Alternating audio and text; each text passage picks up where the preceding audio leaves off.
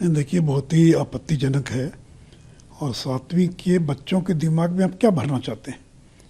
क्योंकि अंग्रेजी के प्रश्न पत्र में ये कहा गया कि इन देशों में रहने वाले नागरिकों को क्या कहेंगे, चाइना में रहने वाले को क्या कहेंगे, इंग्लैंड में रहने वाले को क्या कहेंगे, और इसमें कश्मीर में रहने वाले को क्या कहेंगे।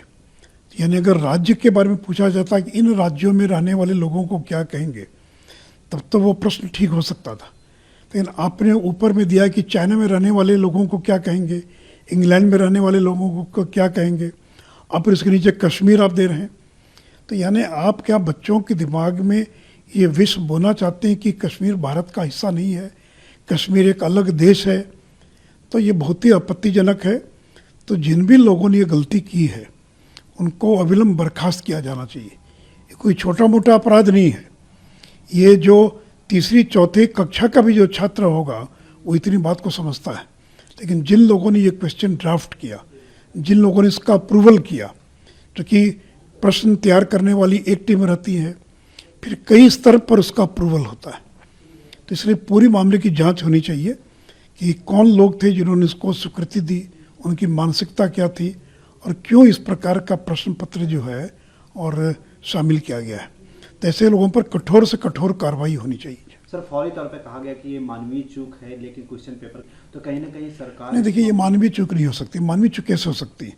ऊपर में कह रहे हैं कि किन देशों के अंदर रहने वाले लोगों को जो है, तो मानवीय चूक कैसे हो सकती है? तो इसीलिए, और फिर मान लीजिए कि मानवीय चूक है, तो जो प्रश्न तैयार करते हैं, प्रश्न पत्र तैयार करते हैं, उसकी चूक अगर है तो यह एक लेयर दो लेयर पर अप्रूवल होता है, तब जाकर वो प्रश्न पत्र, चूंकि प्रिंट किया, हाथ का लिखा हुआ नहीं है, ये प्रिंटेड है, तो हजारों लोगों को गया होगा, तो ये प्रिंटेड है। तो किस अप्रूव जब किया, इसको स्वीकृति प्रदान किया, तो उस समय ये मानवीय चूक को क्यों नहीं देखा गया? तो इसीलिए राज्य सरकार को इसके लिए, बिहार की सरकार को इसके लिए क्षमा प्रकट करनी चाहिए, खेद प्रकट करना चाहिए। ये गलती हुई, आगे से इस प्रकार की गलती नहीं होगी, और जो दोषी अधिकारी हैं उन लोगों पर कठोरतम कार्रवाई होनी चाहिए। सर, बिहार में शिक्षा व्यवस्था से बार बार सवाल उठते रहते हैं, लेकिन ये उस पर और नहीं, देखिए शिक्षा विभाग लगातार जनता दल यू के मंत्रियों के पास रहा है। कभी भी नीतीश जी ने बीजेपी के लोगों को शिक्षा विभाग नहीं दिया। और शिक्षा विभाग की स्थिति ये है कि दिवाली आ रही है, बिहार के लाखों शिक्षकों को पिछले 1.5-2 महीने से वेतन का भुगतान नहीं हुआ है। इतना ही नहीं, तो जो रिटायर्ड विश्वविद्यालय के शिक्षक हैं उनको 3-3, 4-4 महीने से उनको पेंशन का भुगतान नहीं हुआ।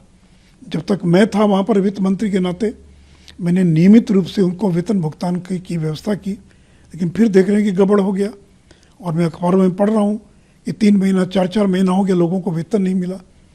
तो इसलिए देखिए, बिहार के अंदर शिक्षा व्यवस्था पूरी तरह से चरमरा गई है। किसी को बिहार में अब कोई रुचि नहीं है, न शिक्षा में रुचि है, न स्वास्थ्य में रुचि है। डेंगू का कहर भयंकर तरीके से बिहार के अंदर डेंगू का कहर और फैला हुआ है। और बिहार के डिप्टी सीएम और नगर विकास मंत्री भी हैं और स्वास्थ्य मंत्री भी हैं, और हजारों लोग डेंगू के शिकार हो रहे हैं, लोग मर रहे हैं, लेकिन सरकार को कोई चिंता नहीं है। तो बिहार में केवल राजनीति हो रही है, विकास के कामों से, शिक्षा से, स्वास्थ्य से अब सरकार का कोई मतलब नहीं रह गया है। चलिए, एक देश का जुड़ा हुआ मामला है, कांग्रेस से बाहर, गांधी परिवार से बाहर अध्यक्ष मिलने जा रहा है। नहीं, देखिए ये परिवार से बाहर तो केवल कहने के लिए। कांग्रेस की जो हालत, उसके अंदर जो अध्यक्ष बनेगा उसको कठपुतली बनना पड़ेगा, उसको पॉकेट का अध्यक्ष बनना पड़ेगा, उसको यसमैन बनना पड़ेगा। अगर ऐसी स्थिति नहीं होती तो राहुल गांधी यात्रा क्यों करे? तो उनको तो अध्यक्ष बनना चाहिए था। और क्यों गहलोत जी ने बनने से इनकार कर दिया? यानी कांग्रेस पार्टी का राष्ट्रीय अध्यक्ष बनना उनके लिए गैर महत्वपूर्ण था, और मुख्यमंत्री बने रहना ज़्यादा महत्वपूर्ण था, क्योंकि उनको मालूम है कि मुख्यमंत्री की ताकत होती है, उसको एग्जीक्यूटिव पावर है, एक राज्य का सर्वे सर्वा है। अगर उसको छोड़कर अगर कांग्रेस का अध्यक्ष बन जाएंगे तो उनकी हैसियत कठपुतली की हैसियत हो जाएगी। तो इसलिए बुद्धिमानी का काम किया उन्होंने। अब बेचारे खड़गे जी, उम्र भी हो गई, तो चलो कम से कम अध्यक्ष तो बन गए, इतिहास में लिखा तो जाएगा अध्यक्ष। लेकिन कोई भी राष्ट्रीय अध्यक्ष कांग्रेस का वो गांधी परिवार के बाहर जाकर कोई निर्णय नहीं ले सकता है, कोई निर्देश नहीं दे सकता है। उसको हर काम के लिए और गांधी परिवार का दरवाजा खटखटाना पड़ेगा। सर एमआईएम के चीफ है असदुद्दीन ओवैसी, उन्होंने प्रधानमंत्री से आगे को बचाने के लिए। नहीं देखिए, मैं इस पर अभी कोई टिप्पणी नहीं करूंगा, चूंकि मामला कोर्ट के संज्ञान में है, सारी चीज़ें चल रही हैं। भारत सरकार अभी क्या इस पर स्टैंड लेती है, उसके बाद ही मैं इसके बारे में कोई टिप्पणी करूँगा।